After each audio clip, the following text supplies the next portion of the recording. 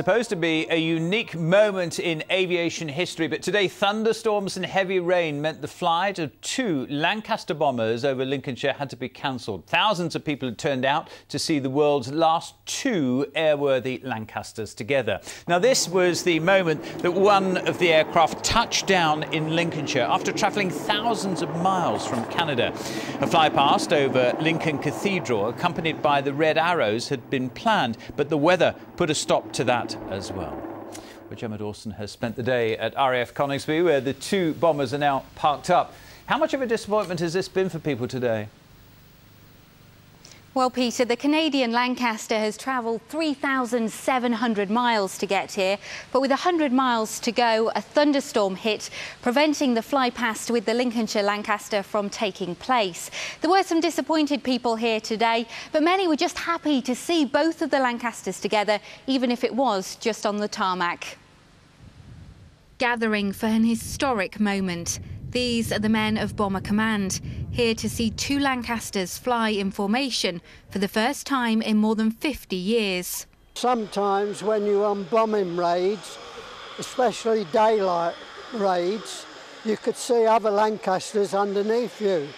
And sometimes some of them were hit by the fighters, and you see them going down.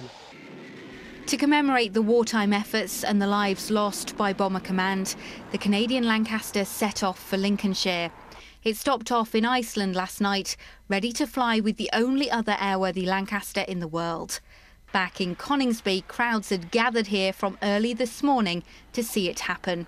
We're actually on our way to a nephew's wedding, but we heard about this. To see one is fantastic, to see two, out of this world. We're mad on planes, and it's once in a lifetime, isn't it?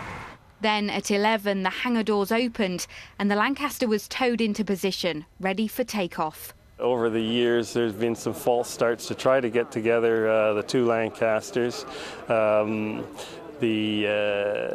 it's come together. But sadly, it wasn't to be, as the weather here turned. In Lincoln, crowds had also gathered to see an historic flypast. At Waddington too, aviation enthusiasts waited for news.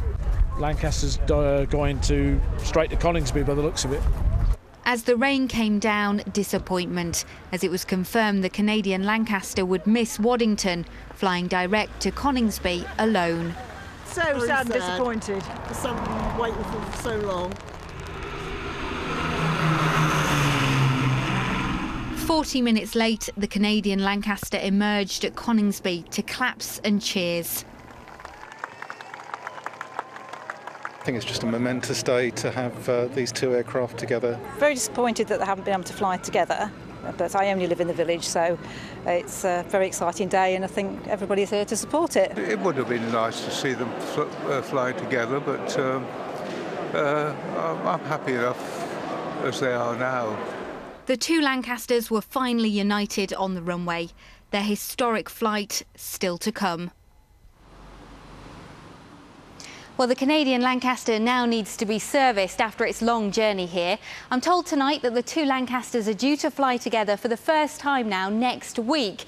There are 60 events across the country over the next few weeks where the two Lancasters are due to appear together. Some of the highlights of the tour are the Eastbourne International Air Show next week, the Bournemouth Air Festival at the end of the month, and a flypast over Just Jane at East Kirkby next month, giving people the chance to see three Lancasters together at the same time. So there are still plenty of opportunities to see the two Lancasters here flying together.